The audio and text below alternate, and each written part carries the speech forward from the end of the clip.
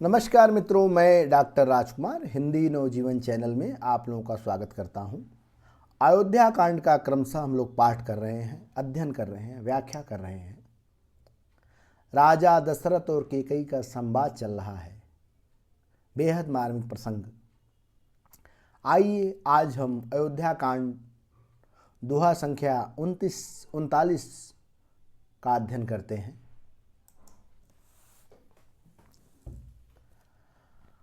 आनहु राम ही बेगी बोलाई, समाचार तब पूछहि आई। चले सुमंत राय रुख जानी, लखि कुचाल किन्हि कछु रानी। आनहु राम ही बेगी बुलाई। रानी कैकेयी कहती है कि राजा दशरथ राम राम रटते करते भोर कर दिए हैं, लेकिन अपना मर्म नहीं बताते हैं कि इनके मन में क्या चल रहा है। अब फिर एक नई चाल चलती है और रानी कैकेयी सुमंत्र से कहती है, जो अयोध्या के मंत्री हैं, सुमंत्र से कहती है कि आनहु राम ही बेगी बुलाई, समाचार तब पूछहि आई।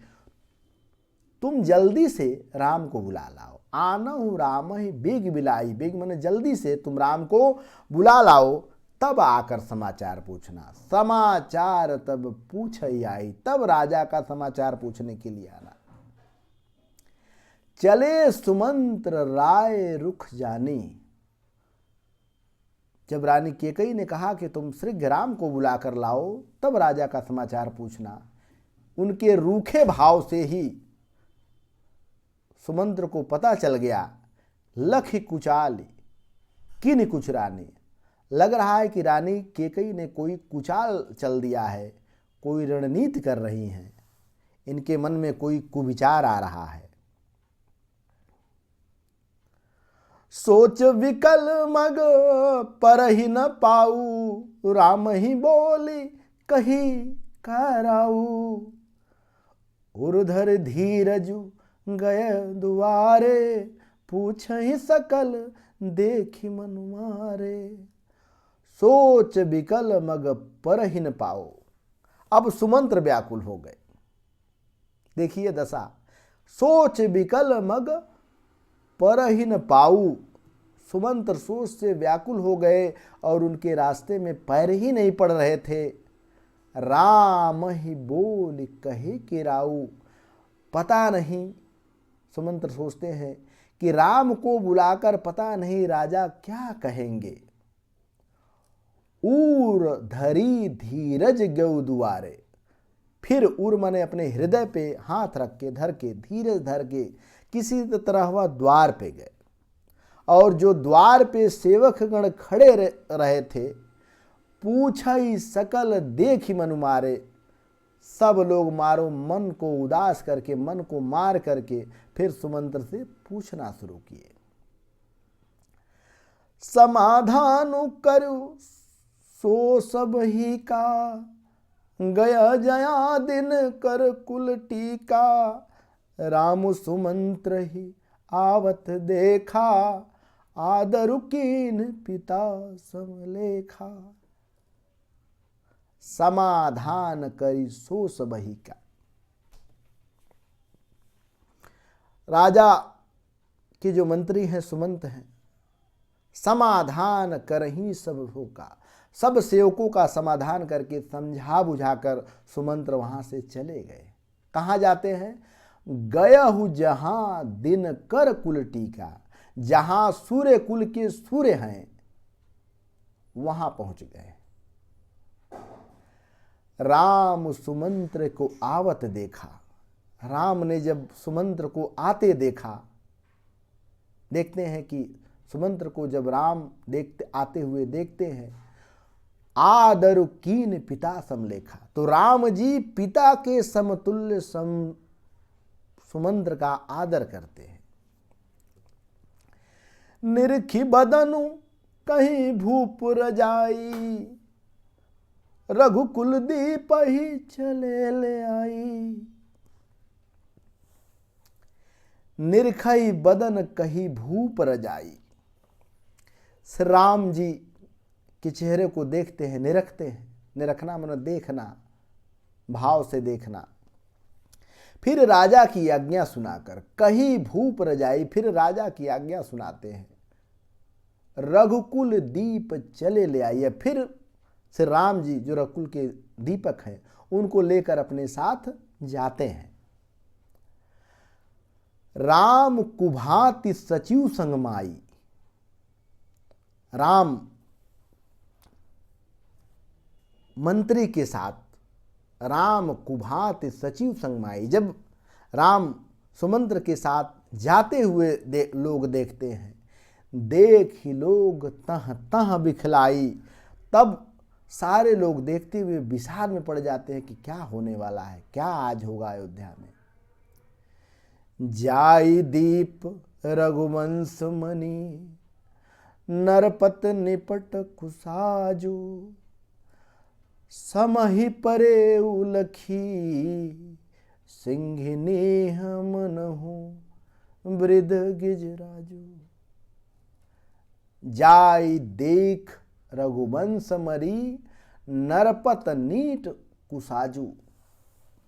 रघुवंश कुल के मणि से रामचंद्र जी जब जाकर राजा की हालत देखते हैं, जो बुरी हालत में पड़े हुए हैं, कुसाज बुरी हालत में पड़े हुए हैं, मतलब उनका जो राजा का साज सज्जा था सब बिखरा हुआ है, बुरी हालत में पड़े हुए हैं।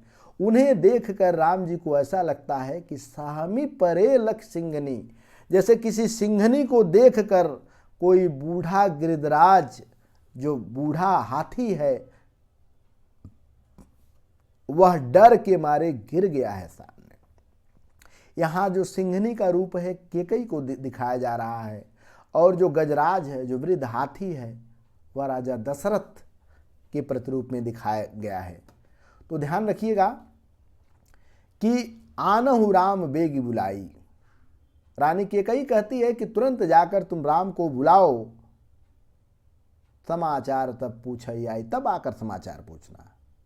चले सुमंत्र राय रुख जाने, सुमंत्र ने रानी केकई की बात सुनकर, उसका रूखा माड़ी सुनकर वो समझ गए कि रानी ही कोई चाल चली है। सोच विकल मग पर ही न पाऊ, सुमंत्र जी भी व्याकुल हो गए हैं, उनका पैर नहीं कहीं पड़ रहा है। वह सोचते हैं कि राम है बोल कहीं के उराऊ, पता नहीं राम को बुलाकर राजा क्या आज्ञा देंगे।